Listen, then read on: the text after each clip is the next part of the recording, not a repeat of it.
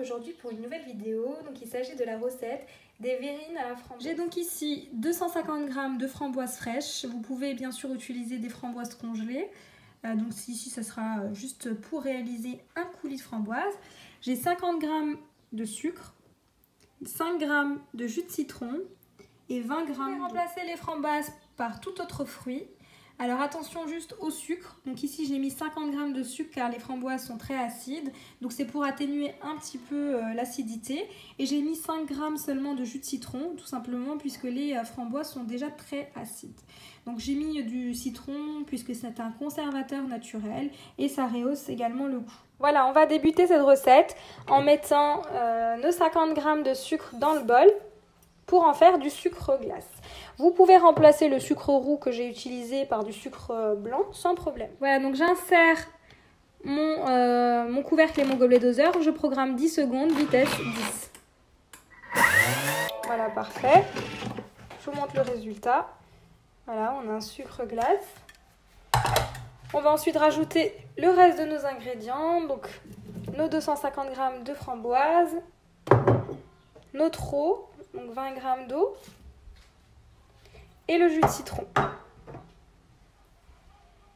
Et on vient mixer le tout pendant 30 secondes, vitesse 10. Voici ce que j'obtiens. Donc j'ai goûté, c'est vraiment trop bon. Donc parfait pour accompagner vos fondants au chocolat, des autres desserts, voilà. Si jamais vous voulez réaliser un coulis de framboise. Donc là à présent, je vais le réserver dans un bol. Et je vous retrouve pour la suite après avoir nettoyé mon bol.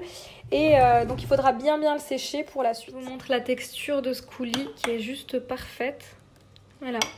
Comment en 30 secondes on peut réaliser un coulis 100%. Voilà, pour la prochaine étape, on aura besoin de palets bretons. Ou voilà, ici c'est des palets gourmands au beurre. Ou que vous pouvez remplacer par des petits beurres, des spéculoos ou tout autre biscuit que vous aimez dans vos verrines. Après avoir lavé et séché soigneusement le bol, je mets mes gâteaux, mon couvercle, mon gobelet doseur et je prends 1 seconde, vitesse 5. Voici ce que j'obtiens. Je réserve la base de mes verrines dans un bol et je vous retrouve pour la suite après avoir lavé et sécher soigneusement. Pour la suite, on va préparer donc une crème chantilly mascarpone. Donc commencez à connaître puisque je l'utilise dans pas mal de mes desserts puisqu'elle est tellement bonne. Donc pour ça, il nous faut 250 g de mascarpone, 250 g de crème entière, 30% de matière grasse, j'insiste encore une fois. Donc le tout doit être très froid.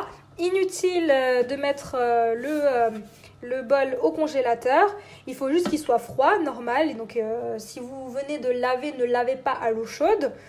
Voilà, il nous faudra également 50 g de sucre. Donc moi je n'ai que du sucre roux, vous pouvez bien sûr remplacer par du sucre blanc. Et 2 cuillères à café de sucre vanillé maison que vous pouvez faire remplacer par du sucre vanillé industriel. Première étape, j'insère le fouet et ensuite je rajoute tout le reste des ingrédients que je viens de vous énoncer à l'instant. Voilà, donc en premier, la crème. Ensuite, 250 g de mascarpone. Donc je vous rappelle que quand il y a de l'eau à la surface du mascarpone, on la retire. Et ensuite, on ajoute tout simplement notre mascarpone directement dans le bol.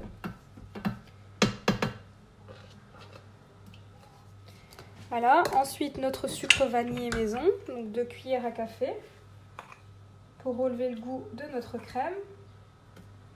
Et enfin pour finir le sucre.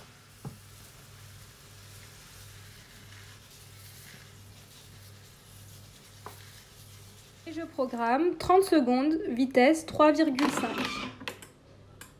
Voilà, je vous laisse découvrir ce qu'on obtient en 30 secondes seulement. Je transvase ma crème dans une poche à douille et on se retrouve pour le montage. Maintenant, place au montage. Donc ici, j'ai 6 verrines sur pied, donc elles sont en plastique, achetées chez Babou.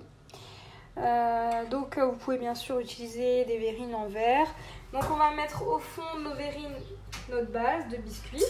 Donc je rappelle que vous pouvez remplacer par n'importe quel autre biscuit, spéculoos, Oreo, selon les goûts. Voilà. Voilà, je fais toutes mes bases de biscuits, je vous retrouve.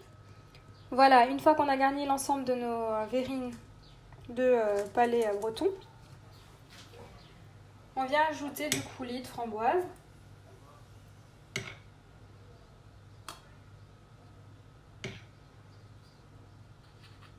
Voilà.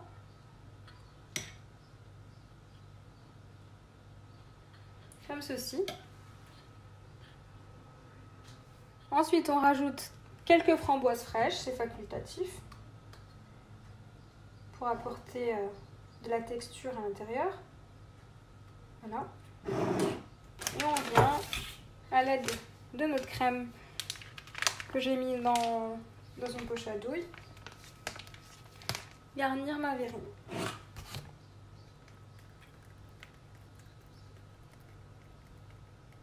Comme ceci.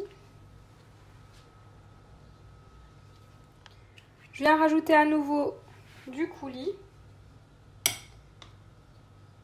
pour couvrir ma crème.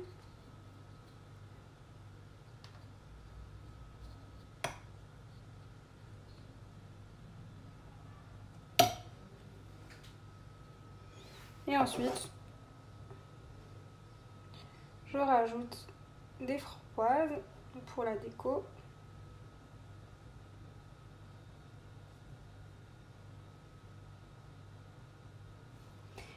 Et je vais venir zester du citron vert au-dessus de mes framboises. À l'aide d'un zester, je vais ajouter une petite touche de citron vert. On aurait pu remplacer le citron vert par exemple par des pistaches. Et voici. Et voici, cette recette arrive à sa fin. J'espère que vous avez aimé cette vidéo.